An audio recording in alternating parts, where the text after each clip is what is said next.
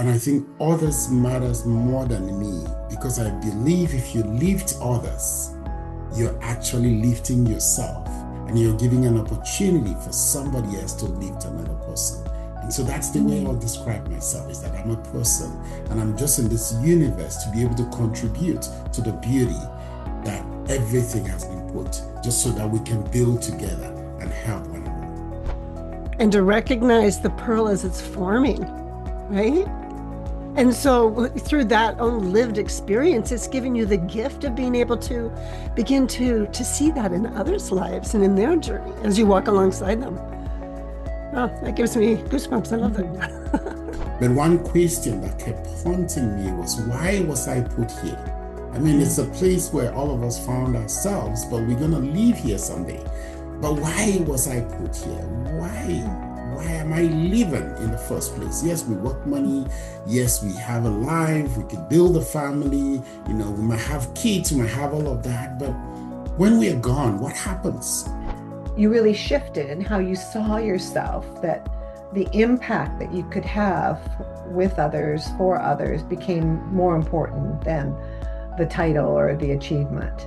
You know, building other people, really helping them find their purpose. That's where I found my purpose. My purpose is to uplift people, to support people, to build people, to help people, help organizations. Because like I said, I believe in the heart. So if you build the heart is the essence of what you do in the world.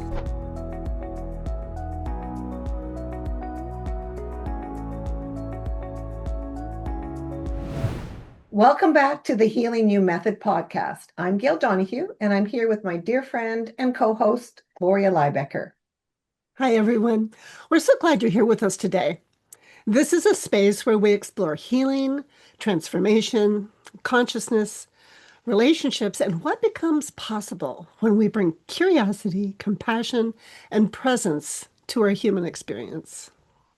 Today's conversation is one I'm really looking forward to because we're going to be exploring purpose, leadership, personal impact, and how our lived experience can become part of the message we bring into the world. Yeah, and I love that because so often people think that purpose it's got to be something grand or far away. But what if purpose is also found in the daily actions that we take? The people we serve and the way we lead ourselves and the way we contribute to the lives of others. Yes, and our guest today is Robert Ndoping. Robert is an executive strategy coach and performance consultant who helps leaders, entrepreneurs, nonprofits, and mission-driven organizations move through bottlenecks and create sustainable growth. He brings decades of experience in leadership, strategy, coaching, international development, and organizational performance. But what really drew us into this conversation is Robert's grounded belief that leaders don't just grow organizations, they grow themselves, their teams, and the impact they create. And Robert's message carries such a beautiful invitation. The invitation of your life has purpose, your story matters, and the impact you create can begin with one person at a time. Yeah, so Robert, welcome to the Healing You Method podcast. We're so glad to have you here with us. Thank you, Gail, and thank you, Gloria, for having me. Oh, yes, it is. It's wonderful to have you here. And Robert, I'd love to begin with you personally. Like before we start about strategy or leadership or performance systems, I'd love for our listeners to get a sense of who you are. And so maybe you could just share with us what feels most alive for you as you arrive here with us today.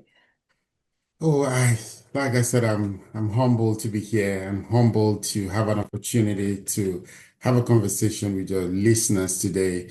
I mean, before all of the accolades, all of the certifications, all of the leadership, I'm a person. Mm, That's the first yeah. thing. I'm a person. I'm a person with a heart. I'm a person that actually wants to look after other people.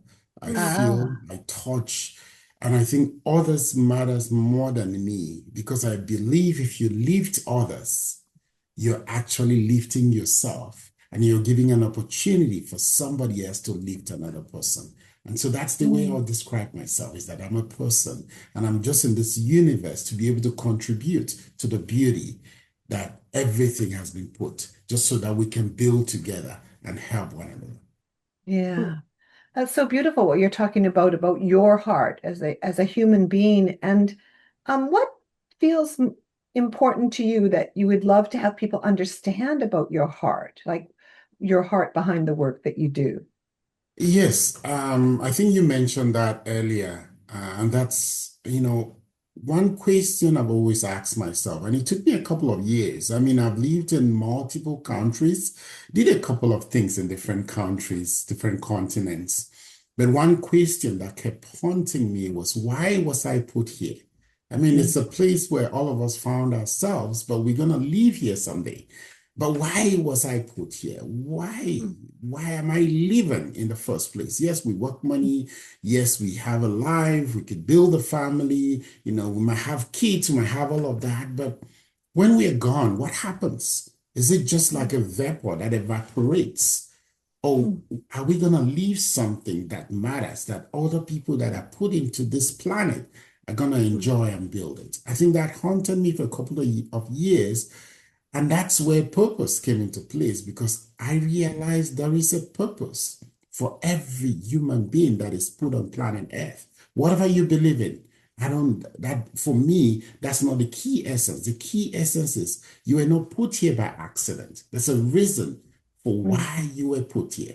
And so I started that soul searching for my purpose. That's what led me to a couple of things that I do now: mentoring, coaching, building other people, really helping them find their purpose. That's where I found my purpose. My purpose is to uplift people, to support people, to build people, to help people help organizations. Because, like I said, I believe in the heart. So, if you build the heart is the essence of what you do in the world. So, that's just it. Oh, that's gorgeous. Mm. One of the phrases that really stood out to us from your work is your message is your mess. You matter.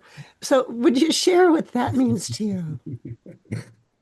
I mean, we all have gone through struggles, and that message came from part of my interactions with one of my close friends. That's when I went to the coaching academy to be able to study coaching. I met one friend who had gone through a lot of loneliness. He's Mm. gone through a lot of bullying. He's gone through a lot of things in his life. And part of that shaped him to where he was. And I was reflecting back to myself. I was born in Western Central Africa called Cameroon. I was privileged. I was born in a middle class family. So I was privileged to travel abroad to be able to study in about 6 countries. I traveled the world. Everybody did not have that opportunity, but within that, there was a struggle. I lived in communities which I wasn't comfortable. I ate dishes that were not mine, but I wanted to be able to understand. I struggle with so many things. I struggle with self-doubt. I struggle to be able to build myself. I struggle to be able to get to where I am. There was so many things that went through that process that was like a journey for me. It's almost like Mm. you throw a stone at the beginning of a river. By the time the river tosses that stone left and right, and it comes out at the end, it's a fine pearl. It's Mm. beautiful. You like to look at it.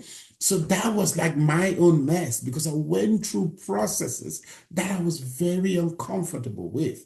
But I Mm. accepted those processes as the stages to where I am going to. And if today somebody might look at all of the titles, all of the things I do, feels lofty, feels good, but it was a process. And that was the mess that came out. And that's the message I still give. And that mess led me to what purpose is all about today. Wow. Mm. I really, yeah. So you really, what I'm hearing in that is how you learned through your experience to really value the journey itself and to recognize the pearl as it's forming, right? And so through that own lived experience, it's giving you the gift of being able to begin to see that in others' lives and in their journey as you walk alongside them. Oh, that gives me goosebumps. I love that. Mhm. Yeah. Yeah. Wow, that is beautiful. And so was there a significant, like one turning point that you had, like that made you realize that the degrees and the titles didn't matter as much as the lives that you impact? Was there something that happened to have you that you realized this more clearly? Yes, I mean, there were a couple of turning points, but I think one of the main turning point was I was in corporate for close to 20 years. I was a Mm, senior leader in the corporate world. I mean, I was doing quite a lot of things for myself. There were the titles, there was a salary that was comfortable. There were so many things. But at one point, I realized that I cannot just keep building myself because I mean, everybody might have gone through this. I mean, I had one of those, they call them bosses from hell, right? I had one of those that I'll call, who yeah. normally was just somebody else. And I keep doubting myself.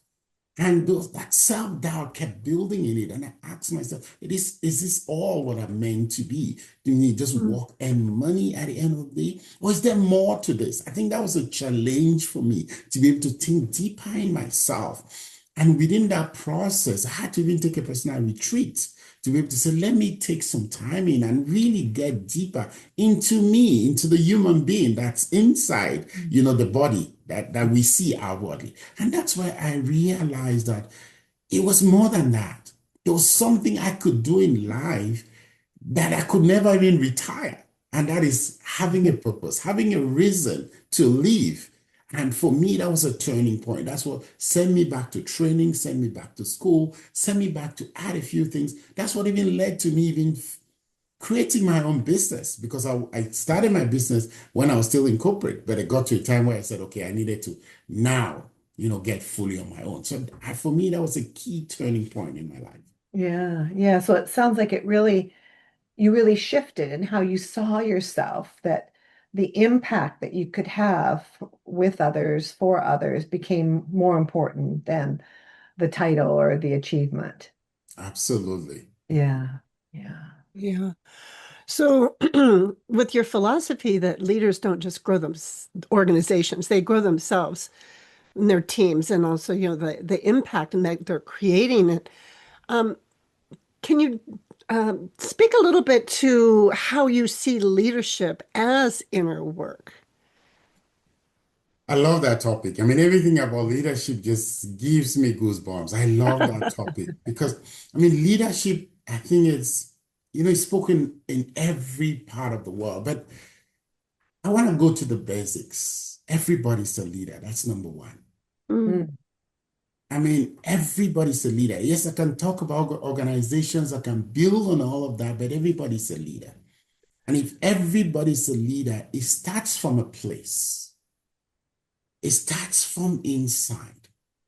Because it's who you are, it's not what I see outwardly. It's the person that has been molded. When I talk about my experiences and I talk about my messages, my mess, I meant the person that was built to what I'm doing today.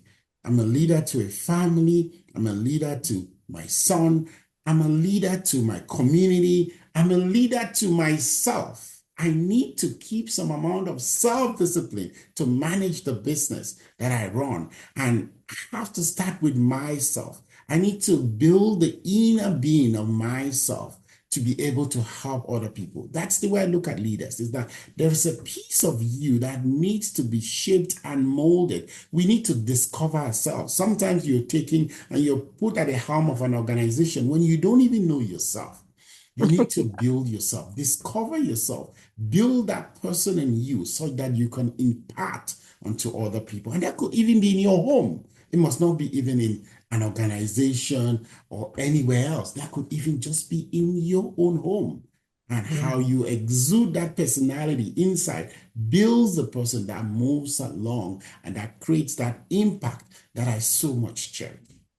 Yeah. Yeah. What I'm hearing you say in that is how important it is to have that inner conversation, to even begin to recognize, to see who you are, and to even see who you could become, and to begin. I'm wondering how much dreams come into that, to really, what's the spark inside that lights you up?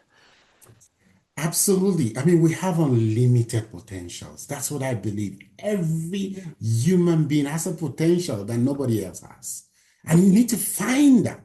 And the only way you can discover that is for you to know yourself. Know this being that you're living with. You're living with a being, and you might just be moving and not knowing this person. The moment you take some time, do soul searching, discover the person inside of you, you bring out the potential that nobody else can Mm, stop.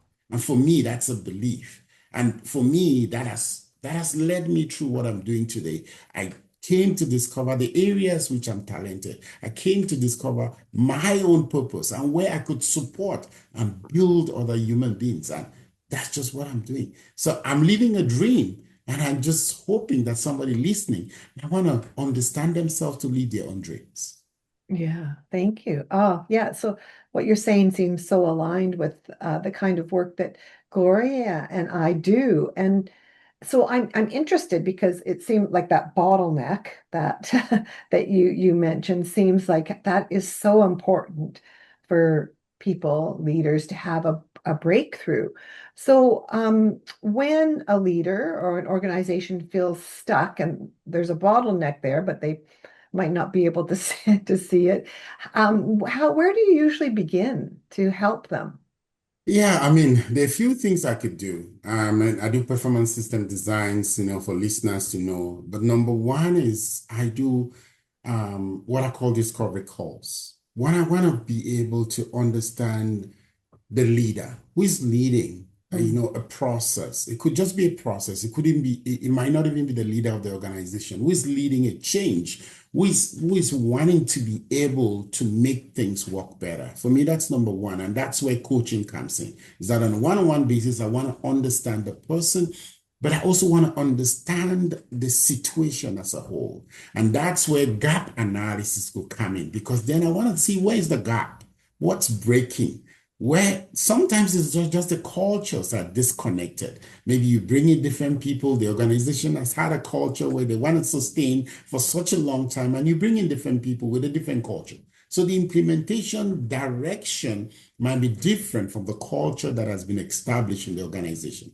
And in that essence, we need to be able to dig deep and understand where can we bridge the gap. And that's where there's a lot of gap analysis, and that's a lot of intellectual jargons that I don't want to get into in this call, but there's a lot of gap analysis that might come in to be able to evaluate some of those angles to understand where can we bridge, that gap. It could be cultural, it could be personal, it could be leadership weaknesses in different areas. They could have strength in one area and weak in the other areas. There could be recommendations on different angles.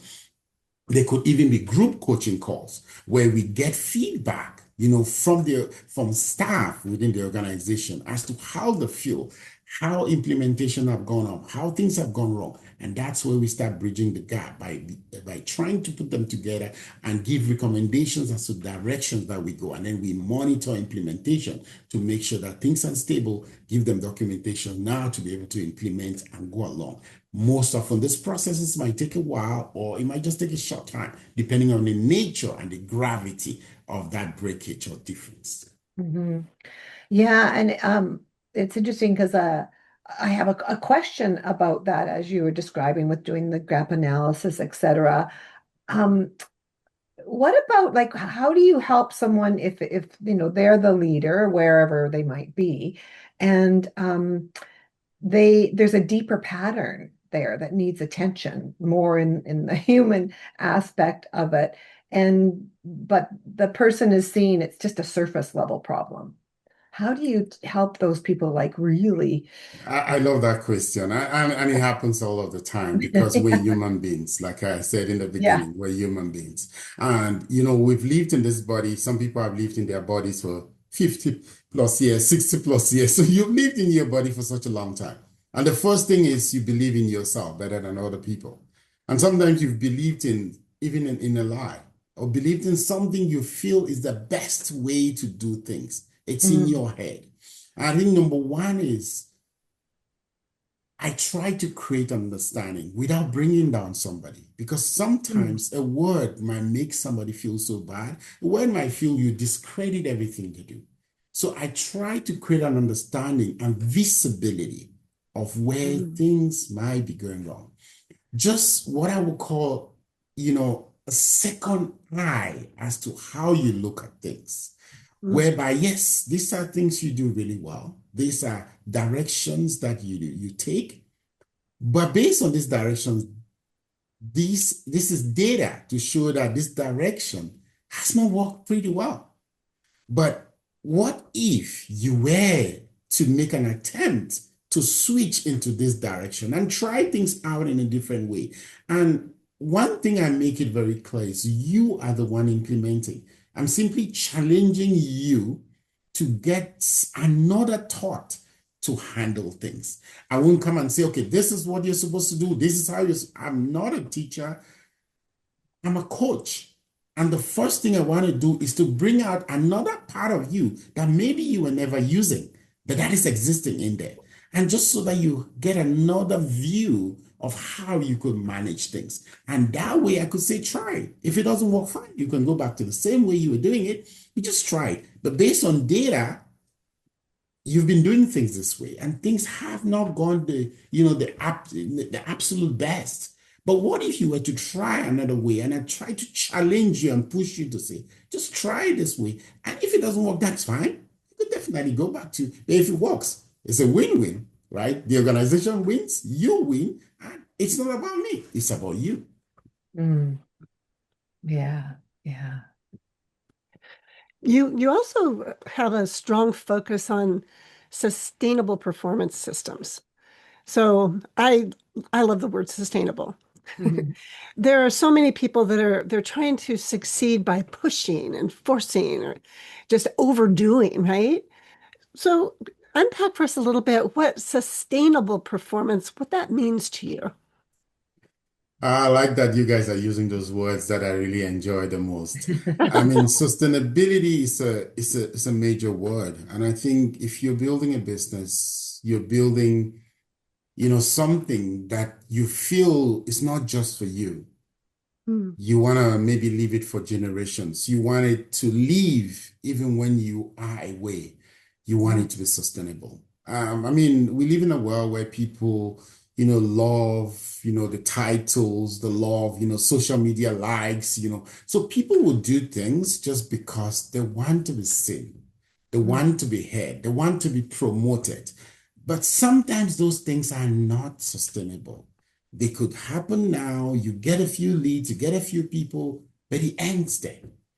But you want to build something that outlives time. You want to build something that, let's say you've been building a business, even if you want to exit, you want it to exist in a way that even a buyer can take it and not even hire you, and then it exists on its own.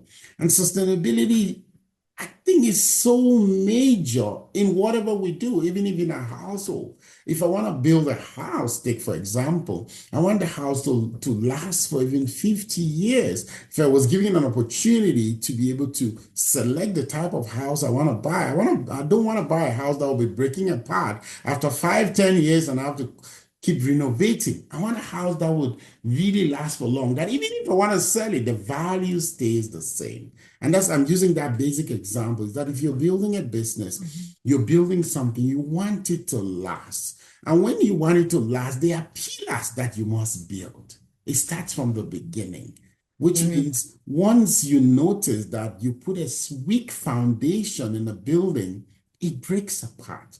And it's just like a system.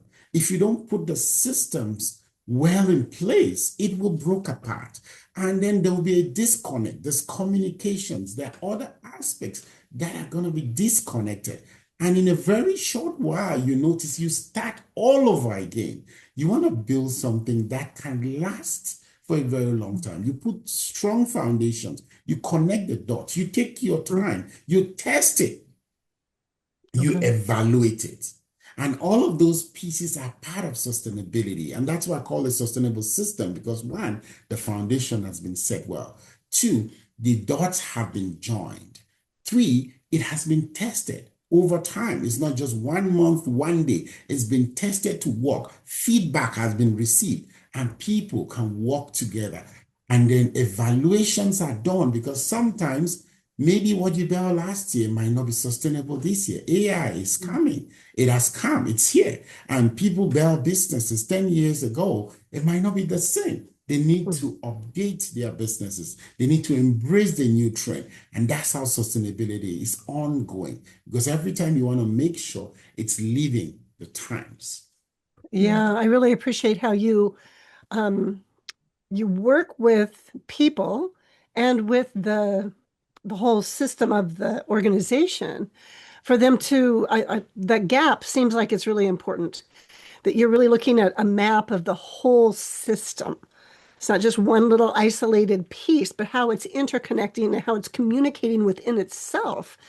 And so I imagine part of that is there's a real learning curve for the individuals too, as well as the company, Yes, where they can start to recognize what is actually healthy momentum. What does that feel like within us? And what's performance that's actually just costing us too much, right? Is absolutely. Absolutely. I mean, number one is actually buying. You need buying from all the actors in that process. You can't just come in and you want to set everything straight without having that buying and acceptance from the people that are part of it. And that's what data does, is that you have to be able to have proven data to show exactly what's happening and where you want them to be, or where you want to support them to be. That's number one. And everybody loves data. Once you show somebody data to see this is where you are, this is the way you're doing things. But if we were to work together, this is where I want you guys to be. And these are the times, and these are research which aligns with, if you want more profits, if you want more, a better culture in your organization, this is where you want to be. And part of that buying actually helps now for everybody to be hands on deck. Because now everybody accepts that, yes, we want to be there, right? Maybe it will give us, a salary increase, maybe for staff, maybe for business owners. This is going to give me more ROI, which is return on investment, right? That's what I want. And all of that helps you now to start working with them. Because like I said, I'm not a teacher. I'm not coming to teach you. I'm a coach, which is different from teaching, because I'm coaching you to do things better. I'm simply bringing in a system to help you implement, which now will give you what you want. And in the end, it's what you want, not what I want. Yeah. Yeah. Yeah. Well, it's clear that your thread of your heart, the heart being the center, is there in all of the work that you do. And so it's not surprising that you work with nonprofit leaders and mission-driven organizations. And I'm wondering, because a lot of leaders of mission-driven organizations, they really care deeply, and sometimes they carry a lot of responsibility. And is there something you notice about the mission-driven leaders? Are there some unique challenges that they face compared to? Yes, yes. I mean, when we are so mission driven, it's almost like we carry a purpose. It's similar to, our individual purpose, which we just want to accomplish that purpose at any cost. And sometimes it comes with burnout. Sometimes it comes with, we carry a lot on our shoulders. And that's where, like Gloria mentioned, the systems and the human beings come into place. Because one, you need to build a system, because once you build a system, you can take a vacation. Which means there are times where people can do things and you're confident that they'll do it well.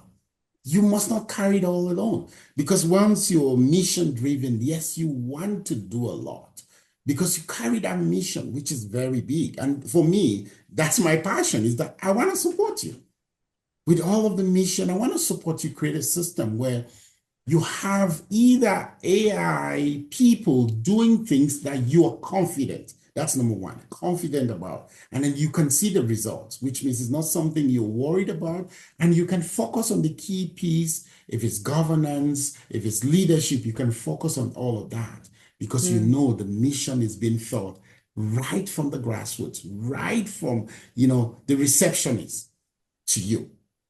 Everybody's aligned on that mission, and everybody's playing their part to be able to accomplish it.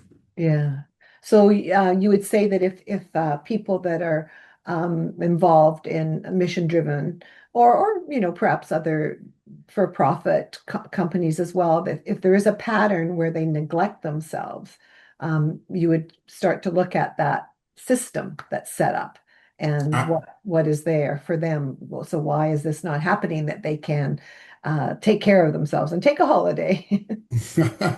Absolutely, and it's normal. I always see. I mean, I see this with startups. I mean, once you have a startup, you want to carry everything on your shoulders, which is normal because I mean, you have the vision of it, and so you want to make sure it's done in a proper way.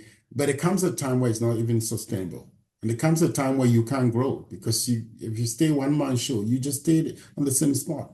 If you want to grow, you need to build a system that can be sustainable. This happens for nonprofits. Nonprofits, I think part of the problems is funding. They struggle a lot with funding, and so maybe staffing, the couple of other things which they have to do on their own. And part of that affects even the way they operate. But sometimes the system might not even be human beings. It might actually even just be setting up systems that you could have AI, you could have other things doing. It could be a little investment upfront, but that investment could last you over several years because it helps what 10 people were doing for just maybe one person or a system to be able to help you do it. So systems could mean different direction, different things. And that's why we do a diagnosis because we want to understand what's going wrong. We want to understand, okay, if you're burned out, you're doing what's happening. Is there a place where we could come in to be able to support and help you build that so that it could give you back time. It could help you function well. It could give you a better return on investment. I really like this. It sounds very relational, actually, because you're taking the time to do your assessment. You're really seeing that big picture, all the different little moving parts, and whether they connect or don't connect. And so it's like that. The overall system is only as healthy as the individual. Would you say that's true?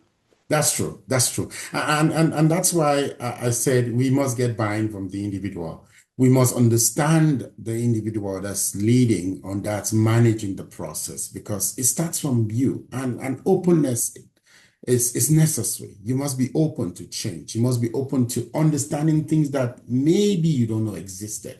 Because if you have that resistance, it doesn't really help. You can implement things and it's not sustainable because the moment you leave, they go back straight to the way they were doing things. And that's why that buying, that openness and understanding themselves is key. Because like I said in the beginning, it's about us in the first place. And like for me, I do things from the heart. I don't do it because I just want to do it. I do it from inside. Yeah. And I definitely want people to see things in a lens similar. It might not be exactly the same, but just a lens similar. And that's why you see the nonprofit piece has been key to me because most of them carry a lot. And I feel for them because they carry missions. They carry a lot of things that they really want to accomplish. But sometimes it's just too much for them to carry. They need that support to be able to really accomplish what they hope to accomplish. Yeah. Well, Robert, I'm really interested in like with your heart being the center, that and hearing about your framework that you created called the Ndoping Structure, Strategy, Capacity, Stability Model. I'd love to hear a little bit about that. Can you walk us through that in some plain language and tell us how these four components help to someone to create lasting, sustainable results? Yeah, I don't know about plain language, but I'll Okay. try. So structural stability, I'll just choose a few words out of it just so that I don't expand a lot on it. So one word which I really love in that model is structure. I mean, you need a better structure to be able to have a better system. And in order for you to establish a system, you need a better structure. You need stability. I mean, part of it is there's a lot of instability in organizations today. You need a piece of that stability to be able to execute for results. I just want to focus on structure and stability. And sometimes we go into organizations where we notice that the structure that was created initially, other things were just added on it. And so it's not like a model on itself. And that's why we call performance system designs, because it's almost like you create something and you just keep adding on it. And you've never looked at how they connect to one another. You never looked at how stable they are to be able to meet the results. You look at results every time you're unhappy, but you've never thought of this structure. This structure was created 20 years ago, but we've just been adding on top of it. We've just been adding. We've never looked at how does this model work as a whole to be able to give us what we want? Because we want quick returns, we want quick results, but we've never gone back to our structure. And that structure really affects a lot of things. It affects stability. And that stability, as it moves through, what we build in that system is we start by looking at the basics. And that's why I'd like to start with the structure. What's the structure of this organization? When was it created? Was it mapped out in the first place? What has added to that structure? Does it even help the stability and the output that this organization wants to accomplish? A lot of those pieces is what we build in system. Not every client wants that extent of work. There's some people want it, and it could just be build this for us and then let's run with it. Give us, some supporting materials to run with it. But some people want you to build it for them. That's why I also work as a fractional CEO, because part of that piece is that I don't just build it. I help to execute it to a certain extent, maybe a contract for a couple of months before I leave, just so that it's sustainable. So it takes us back to that sustainability, is that once you build that really well, you set it up, you test it, you make sure it's stable enough, now it starts producing output, and to the satisfaction of your clients, it helps to move things across to be able to accomplish. I'm just trying to really break things down, like I said, plain language. So I don't want to go too much into intellectual jargons, but that's just the basics of, let's say, the start of the model. Yeah, structure, it sounds key. Very key. Really. Yeah. Well, structure is the foundation, yes? Yes. Yeah. And that's also something that is important from what I'm hearing, is for the organization that the structure goes back to the person as well. And it keeps coming back to that buy-in. You really need, people need to be on board. They need to be open-hearted, if you will. So it comes kind of back around to what you started with.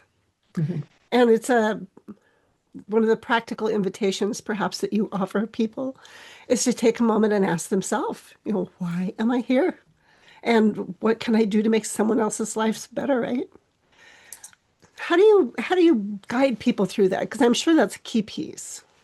Yeah, I mean, it also goes back to, finding that purpose, which I use as a word. And sometimes, like you said, I can start with structure, and you could use different words for it. I mean, if you structure yourself as a human being, you definitely come to realize, okay, what am I going to accomplish? We still come back to the word purpose.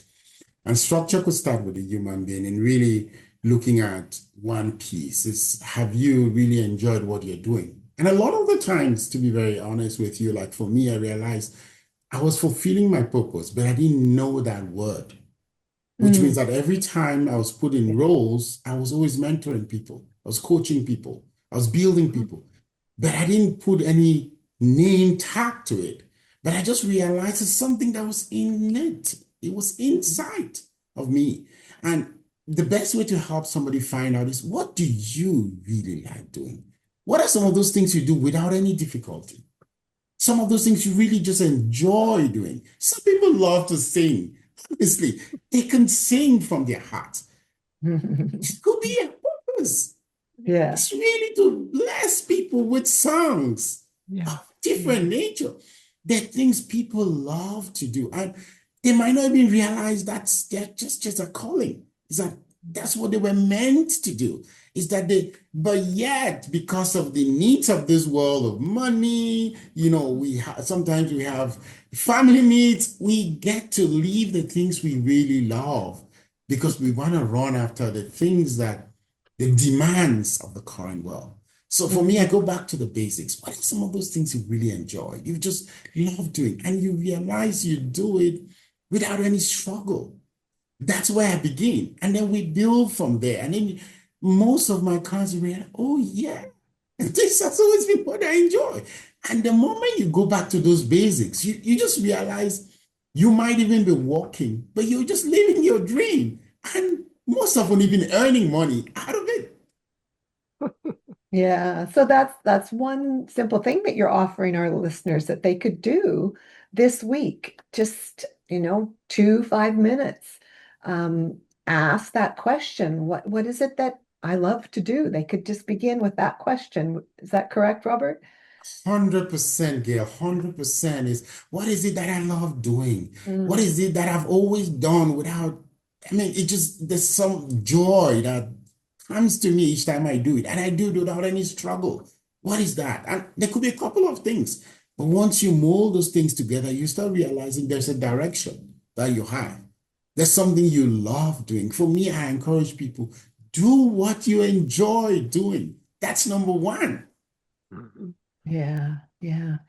And I just wanted to also circle back to what you started, you said earlier in our talk today about everyone is a leader, at any position. They don't have to have the initial CEO after their name. So, how do you help people stop dismissing small acts of impact that they do that really do matter? That's a deep question. I mean, we've all gone through situations in life where sometimes we could second guess ourselves. Mhm. Mhm. Sometimes we could look back and think, I'm not good enough. We could look back and think people judge me for everything I do. And I think everybody has gone through some form of struggle. It might not be the same for everybody. But I think the first thing is we are all very talented. For me, that's number one. Is that I want any listener listening today to know that you have a talent that nobody else has. Mhm. You're unique, you're special. There's a reason for why you were put on earth. And if you start thinking that, it's a mindset shift. Mhm. Then you Mhm. start imagining Yeah. that you could be just what somebody else needs. If that's music, if that's coaching, if that's dancing, you could be what somebody else needs. And what is that? That's when I ask you to start thinking about it.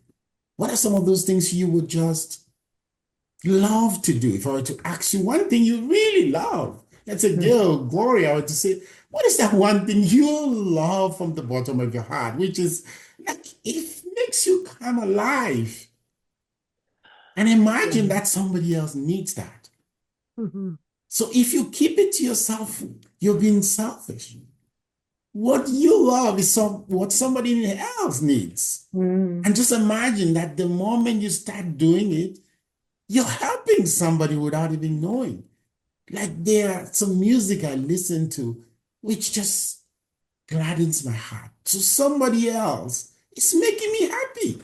Yeah. Yeah. So you can imagine that direction that I'm coming from. Mhm. Yeah. A mindset shift for Yeah. sure. Yeah. Yeah. Thank Well, you. I want to pause a moment because there's something really important what you're sharing here. Because really, so often they're waiting to be more ready, more qualified, more healed, more confident, or more successful before they believe they can make an impact.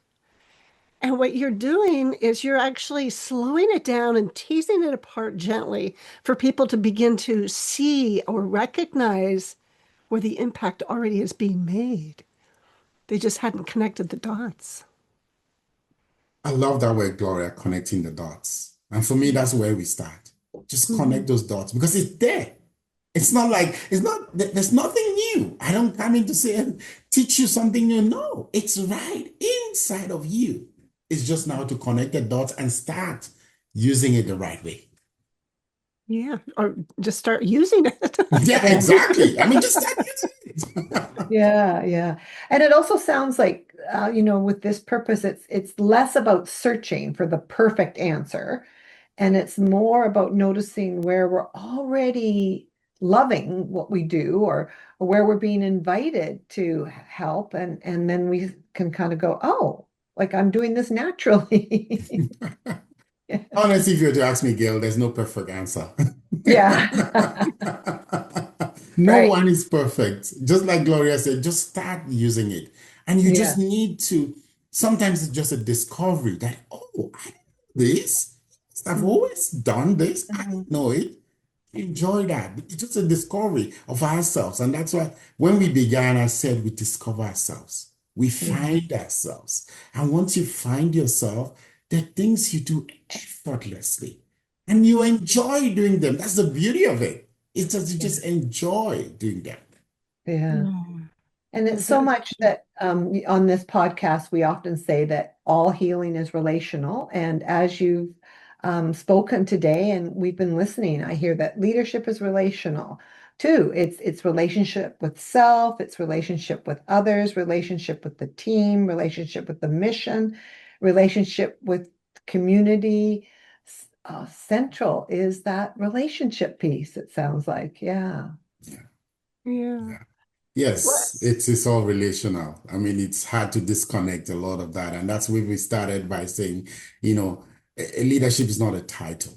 I Mm, mean, leadership is a person.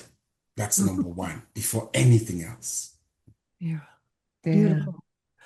As we're beginning to come toward the close of our conversation, I'd love to ask for those who are listening right now, if there's someone that's feeling disconnected from their purpose, what would you want them most to know? Yeah, number one is that you matter. Mhm. Mm. Is that anything you do matters. Connect back to that place which you've always enjoyed, that Mm, place that you've always loved. Find yourself in a way that you could see yourself as the most talented person on planet Earth. Because mm, everybody's talented. And once you start digging from that, you realize there's a person inside that you might have been living with that you never knew. And that person will come alive. And once that person starts coming alive, you realize you're doing things effortlessly, but you're not just doing it for yourself, you're doing it for others. yeah. Yeah. Beautiful. So beautiful.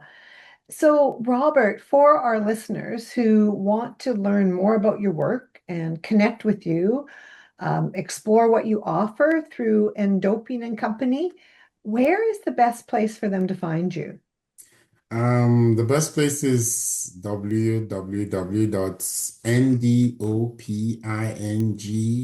www.ndoping.co.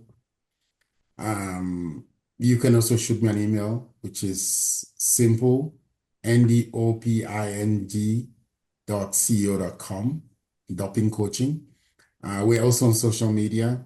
Just search Ndoping Coaching. You'll see us on Facebook, on YouTube. We also run our own podcast called The Voice of Impact, Mm. where we highlight voices of people making a difference. And this could be even people making a difference right from their bedrooms. There are people that have built businesses from the garages. We want to highlight those difference Yeah. makers, those people making a change around the world. I mean, when we put on the news, we see a lot of things that we don't like. But our Mm, podcast is to bring some light as to mm, there's somebody that's making a change in the world. That's, yeah. that's beautiful. Yeah. We'll make sure that those links are included in the show notes so people can easily connect with you. Yeah. Mhm. Thank you. Yeah. So, Robert, thank you so much for being with us today. I'm really taking away this reminder that purpose doesn't have to be abstract or unreachable, some kind of moment in life. It can be lived in our daily actions, in the way we lead in our families, in the way we serve, and in the way we choose to make a difference, one person at a time. Mhm. And I'm taking away the importance of looking at the person behind the performance, That sustainable growth it's not just about strategy. It's about the human beings inside the system and that leader's own willingness to grow. Mm, yeah. And for our listeners, we invite you to take Robert's question. Well, he's had a few questions that he offered to us. One of them was, why am I here? And what can I do to make someone's life better? And also, what do I love? Yeah, I love Yeah. those questions. And let it be gentle. And as Robert has said, let it be simple and let it bring you back to the truth that your life matters, your message matters, and your impact can begin right where you are. And in our next episode, we'll be joined by Tier Lum of Mohalona Holistic Healing in Hawaii for a beautiful conversation about sacred presence, embodiment, grief, self-love, nature, and awakening the gifts that live within us. How appropriate to have that follow what Robert just Yeah. shared with us. Yeah, and Tiara brings a deeply spiritual and embodied message that healing does not have to be forced and that we're not behind. Her work invites us to reconnect with the body, with the elements, Mother Earth, divine source, and the frequency of love that supports healing from within. Mm. And the title we're holding for that episode is Sacred Presence, Awakening Your Inner Light Through Love, Nature, and Embodiment. Yes, we're looking forward to that very tender and expansive conversation. Until then, may you remember that your life is a gift of purpose, your story matters, and every one small act of love can create a ripple of healing. Yes. So thank you for listening to the Healing You Method podcast. And we'll see you next time.